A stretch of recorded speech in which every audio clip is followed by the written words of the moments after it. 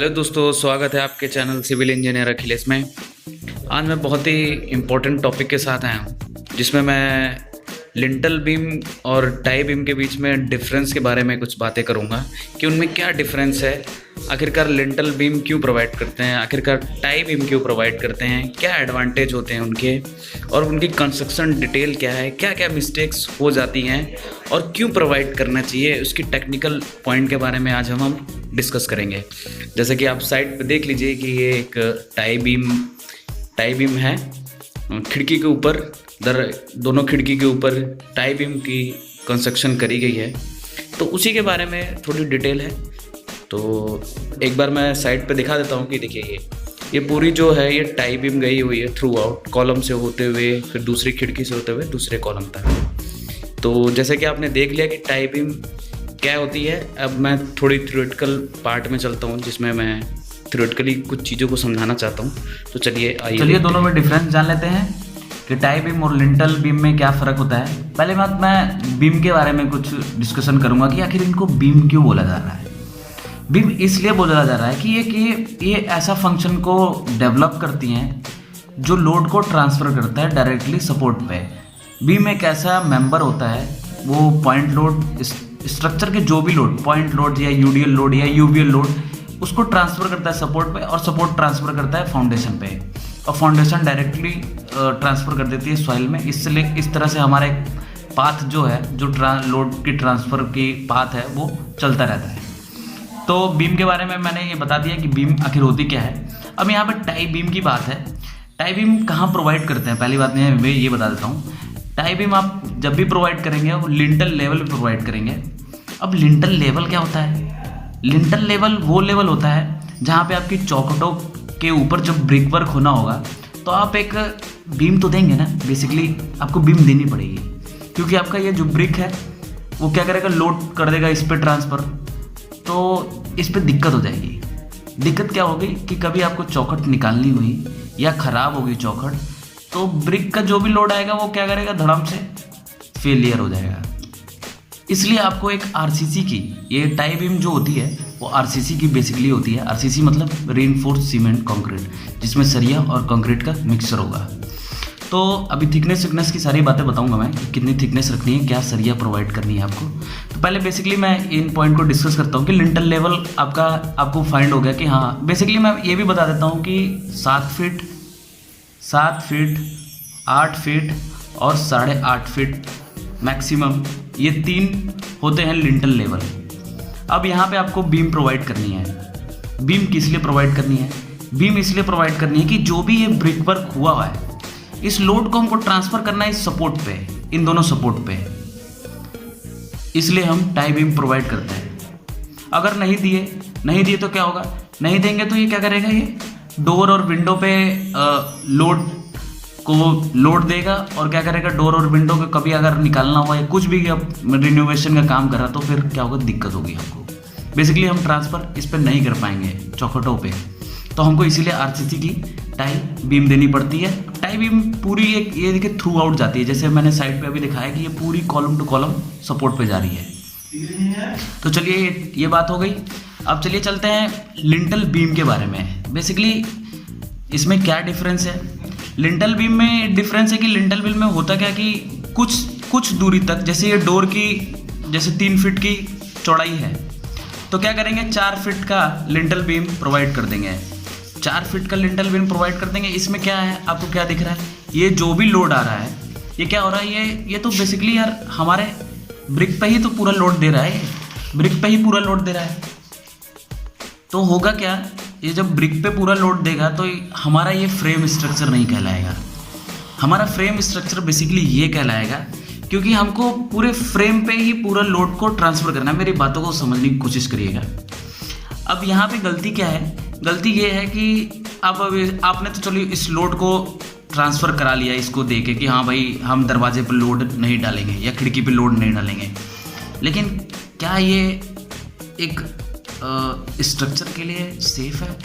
क्या ये ब्रिक पे लोड डालना सही है? नहीं सही है। क्यों नहीं सही है? इसलिए नहीं सही है, पहली मोस्ट इंपॉर्टेंट बात बताता हूँ मैं कि इसलिए क्यों नहीं सही है। इसलिए नहीं सही है कि कभी अर्थक्वेक आया, भूकंप, मेन मकसद होता है भूकंप से हमारा। भूकंप आया तो पूरा फ्रेम हिलेगा, समझ लीजिए ये पूरा कॉलम का सपोर्ट पूरा हिल रहा है। भूकंप किस लेवल पे आएगा, कौन से एल्टीट्यूड पे आएगा, कोई किसी को कुछ पता नहीं। तो भूकंप आया, हिला, क्या होगा कि अंदर की जो आप पार्टीशन करे होंगे वो क्या करेगी, वो हिलेगी। मतलब एक तरफ से समझिए कि वो मूव करेगी तो ये पूरा गिर जाएगा, पूरी दीवार समेत लेके ये पूरा मान लीजिए गिर गया। और इसमें क्या होगा, टाई बीम में भूकंप आया है, बेसिकली आपकी नीचे वाली ब्रिक वर्क गिरने की चांसेस रखती है, लेकिन ये जो ऊपर वाली ब्रिक वर्क है जो इस पे लोड आ रहा है वो बेसिकली इस पे है, इस कॉलम के सपोर्ट पे है। मेरी बातों को समझिएगा, इस सपोर्ट पे है, ये मूविंग करेगी तब भी आपके ब्रिक को थोड़ा बहुत, मतलब 95% चांसेस है कि आपकी जो वॉल है वो गिरने के चांसेस कम रखती है। लिंटल बीम में एक गलती करते हैं, यहाँ तक कास्ट करके हाँ चलो हो गया, बढ़िया, पैसे बच गए, कॉस्ट बच गई, अच्छी बात है। नहीं, ऐसा नहीं करना है, ये पूर वर्क में आता है। आप जब भी काम करिए लिंटल का बेसिकली पूरा थ्रू आउट आप बीम को डालिए वहाँ से, क्योंकि जो भी है आप देखिए वैरी करेगा, लोड भी वैरी करेगा, लोड के ऊपर भी बहुत सारी चीज़ें डिपेंड है। ये पूरा क्या आ रहा है, यूडीएल लोड आ रहा है, देखिए मैंने बना रखा है यूनिफॉर्मली डिस्ट्रीब्यूटेड लोड। और इसमें क्या हो रहा है कि जो भी ब्रिक का ऊपर से लोड आ रहा है आपने यहाँ पे दे दिया और फिर यहीं पे ट्रांसफ़र कर रहा है, तो ये हमारा फ्रेम स्ट्रक्चर है नहीं, हम इसे फ्रेम स्ट्रक्चर नहीं कहेंगे। चलिए ये तो बात होगी कि दोनों में डिफरेंस क्या है, आपको कौन सी अब आपको पता चल गया होगा कि आपको प्रोवाइड क्या करनी है, आपको लिंटल बीम प्रोवाइड करनी है या टाई बीम प्रोवाइड करनी है। मैं प्रेफर करूँगा टाई बीम, क्योंकि मैं भी अपने कंस्ट्रक्शन साइट में मैं टाई बीम, थोड़ी सी कॉस्ट ज़्यादा होती है लेकिन हम भूकंप रोधी तो रहता है, बेसिकली स्ट्रक्चर के साथ कोई वो नहीं रहता, अपना स्ट्रक्चर हम उसके साथ क्वालिटी के साथ पीछे नहीं हटते। चलिए अब इसकी कुछ डिटेलिंग के बारे में बात कर देता हूँ कि आपको जो भी बीम, जैसे ये आपकी बीम हो गई, आपको प्रोवाइड क्या करनी है, 4 सरिया। मैं थंब रूल बता रहा हूँ, देखिए बीम के ऊपर लोड ही बता सकता है कि आप कितनी उसकी थिकनेस की बीम बनाएंगे, उसका मोमेंट ये डिसाइड कर सकता है कि आपको बीम जो बनानी है वो उसकी डेप्थ क्या होगी, उसकी विड्थ क्या होगी। ये कोई भी आम आदमी नहीं कह सकता कि नहीं यार, और कोई भी आम आदमी नहीं कह सकता कि नहीं हाँ आप ऐसे डाल दो ये सेफ है, आप ऐसे कर दो, इतनी सरिया डाल दो, इतनी कंक्रीट बना के डाल दो, ये सेफ है। नहीं सेफ है, उसकी स्पैन पे डिपेंड होता है, जितनी स्पैन है इसकी जो भी स्पैन है उसके ऊपर डिपेंड करता है, उसके लोड के ऊपर डिपेंड करता है, लोड क्या मूवमेंट को जनरेट कर रहा है उसके ऊपर डिपेंड कर रहा है, मटेरियल की मोमेंट ऑफ रेजिस्टेंस पे डिपेंड करता है कि आप मटेरियल किस टाइप का बना रहे हैं। तो बेसिकली आपको एक ये डिज़ाइन का पर्पज़ है कि आप डिज़ाइन कैसे करेंगे उस लोड के अकॉर्डिंग। चलिए बेसिकली बात होगी, लेकिन मैं थंब रूल के हिसाब से बता देता हूँ कि जो अभी जनरल कंस्ट्रक्शन में यूज़ करा जाता है, आप चार सरिया प्रोवाइड कर सकते हैं, 4 नंबर ऑफ सरिया प्रोवाइड कर सकते हैं 10 mm का, टॉप में भी और बॉटम में भी।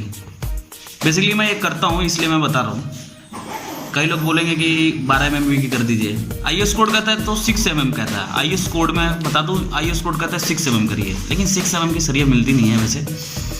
तो जो सेफ्टी फैक्टर को लेते हुए मैं सोचता हूँ कि 10 mm इज़ द बेस्ट, तो आपको ये प्रोवाइड करनी है।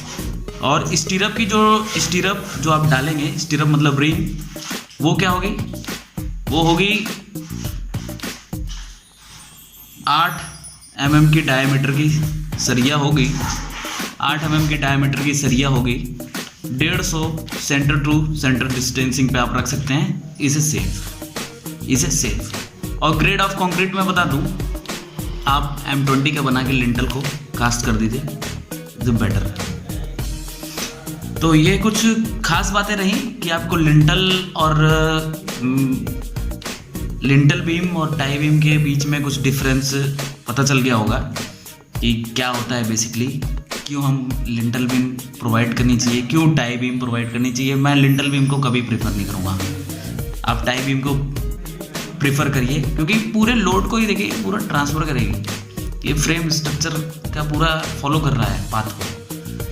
तो होप आपको वीडियो में कुछ चीज़ें समझ में आई हो। कुछ क्या, मैं पूरी अपनी कोशिश करता हूँ आपको चीज़ों को समझाने के लिए। तो इसी के साथ मैं वीडियो को एंड करता हूँ। थैंक यू, मिलते हैं नेक्स्ट वीडियो में।